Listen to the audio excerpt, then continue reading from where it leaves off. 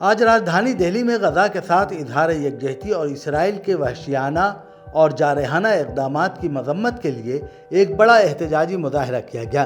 مظاہرے میں شریک افراد نے غزہ کی بگڑتی ہوئی صورتحال پر گہری تشویش کا اظہار کیا اور خبردار کیا کہ غزہ پر اسرائیلی فوجی یا سیاسی کنٹرول قائم کرنے کی کوئی بھی کوشش محصور علاقے میں جاری انسانی بحران کو مزید سنگین بنا دے گی۔ اس احتجاج میں بڑی تعداد میں عام شہریوں، طلباء، سماجی مذہبی سیاسی رہنماؤں اور معروف سول سوسائٹی کے کارکنوں سمیت دہلی اور اطراف کی ریاستوں سے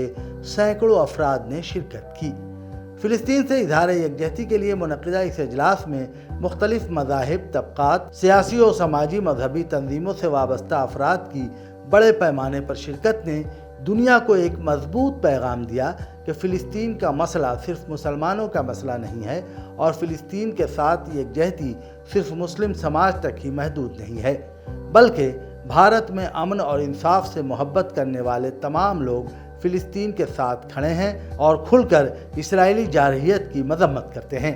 اس موقع پر مقررین نے اسرائیل کے وحشیانہ رویے کی شدید مذمت کی اور فلسطینیوں کے خلاف اس کے جارحانہ اقدامات کو نسل کشی قرار دیا۔ واضح رہے کہ اکتوبر 2023 میں اب تک تقریباً 1 لاکھ فلسطینی، جن میں خواتین اور بچے بڑی تعداد میں شامل ہیں، شہید ہو چکے ہیں۔ اسرائیل کی جانب سے گھروں، اسپتالوں، اسکولوں اور پناہ گزین کیمپوں کو منصوبہ بند طریقے سے نشانہ بنایا جا رہا ہے۔ مظاہرین نے غزہ میں بھوک کی بڑھتی ہوئی صورتحال اور صحت و صفائی کے تمام وسائل کو تقریباً مکمل طور پر تباہ ہونے کی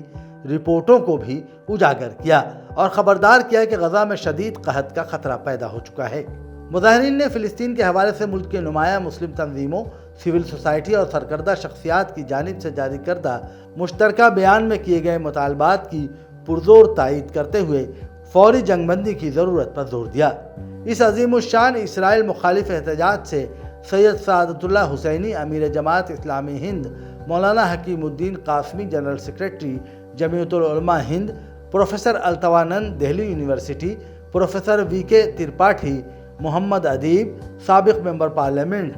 ایڈوکیٹ لارا جے سنگھ، سینئر وکیل Bombay high court, Nisha Sidhu, general secretary national federation of Indian women, Ziauddin Siddiqui, Raisuddin قومی صدر welfare party of India, Mufti Abdul Razzaq Jamiat Ulama Delhi, Abdul Hafeez صدر students Islamic organisation of India, Sheikh Nizamuddin assistant general secretary Milli council, Malik Motasim Khan نائب امیر جماعت اسلامی ہند نے بھی خطاب کیا۔ Bureau report, Deccan media.